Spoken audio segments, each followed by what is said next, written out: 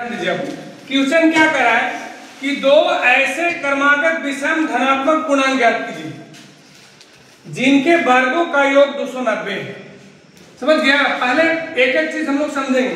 करे दो ऐसे क्रमागत, क्रमागत का मतलब होता है लगातार, विषम, विषम का मतलब समझता है विषम संख्या जो दो से पूरा पूरी ना कटे। धनात्मक का मतलब प्लस, माइनस नहीं होना चाहिए, संख्या क्या होना चाहिए? प्लस होना चाहिए। पूर्णांक का मतलब पूरा अंक, जैसे 1/2 हो गया तो पूरा अंक नहीं हुआ, ये क्या हो गया? आधा अंक हो गया। 2 4 6 ये क्या होगा? पूरा अंक ज्ञात करना। ध्यान दो, तो हम माना कि पहला विषम धनात्मक पूर्णांक क्या होगा?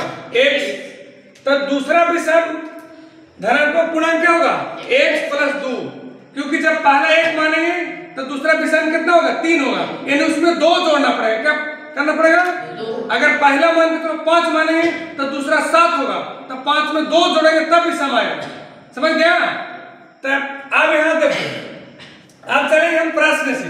तो प्रश्न में क्या कहा कि दोनों के वर्गों का योग, दोनों का वर्गों का, तो इसको x के वर्ग की और फिर x + 2 के वर्ग की बराबर 290। तो ये x के किए तो x² हो गया और ये x² होगा। इसको a + b का होल स्क्वायर पर तोड़े हैं, किसको? x + 2 को, तो ये x² हो गया प्लस 2x गुने 2 प्लस b² माने 2 का स्क्वायर, ये 290। अब देखिए x² जोड़ दिए तो क्या आएगा? 2x²। अभी 2 दूना 4x ये हो गया और इसको 2 के वर्ग किए तो 4 हो गया, इधर 290।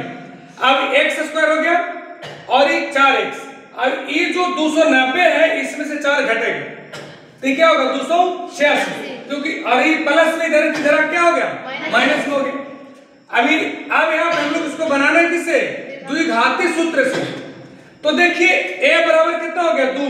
a भी यहाँ समझना होगा, a मानेंगे इसको और b किसको मानेंगे? कि 4 को, और c किसको मानेंगे? e वाले। ठीक है, तो a हो गया, b c। समझ गया तक? अब हम लगा रहे हैं द्विघाती सूत्र। तो d बराबर क्या होता है द्विघाती सूत्र? b² - 4ac। तो b कितना है आपका?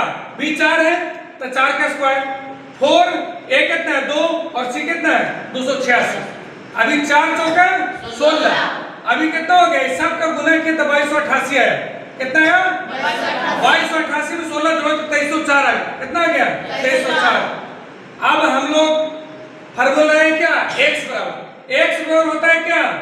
-b + -√d/2a। ये क्या है? a है। ये क्या है?